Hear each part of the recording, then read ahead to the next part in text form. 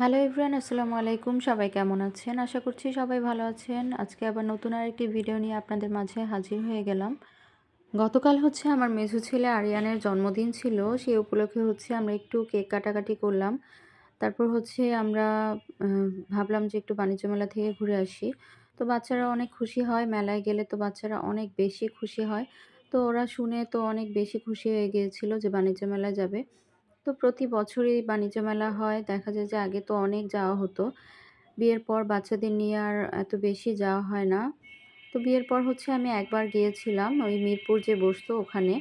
তো মিরপুর আগারগাঁও যে ওখানে গিয়েছিলাম অনেকবারই। কিন্তু এখানে ফার্স্ট বার এসেছি। পূর্বাচলে যে মেলাটা বসে এখানে আমি ১ম এ এসেছি।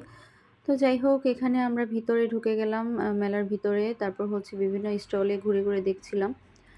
তো ওখানে যে আগারগাঁওয়ে যে মেলাটা হতো, ওখানে তো অনেক ছোট স্পেস ছিল। বাট এখানে অনেক বিশাল বড় স্পেস।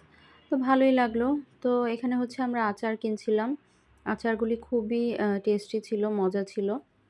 তো আচার কিনে তারপর বাচ্চাদের জন্য কিছু চকোলেটস কিনলাম। তারপর এখান থেকে কিছু সোনপাপড়ি, তারপর অন্যান্য আইটেমস কিনে তারপর আমরা একটু বসে খাওয়া-দাওয়া করলাম। খাওয়া-দাওয়া করে তারপর ওখানে ওরা একটা স্টারের সাথে দেখা হলো। বড় একটা পুতুলের মতো স্টারের সাথে দেখা হলো। তো বাচ্চারা ভাবলো যে বাচ্চারা বলল যে, "আম্মু একটু ছবি তুলবো।" তো ওইটার সাথে একটু মজা করছিল। তারপর এখানে একটা খেলার মতো পার্কের মতো ছিল। তো এখানে আমার ছোট ২ টা ছেলে ঘোড়ায় উঠলো, তারপর পিছলা খেলো।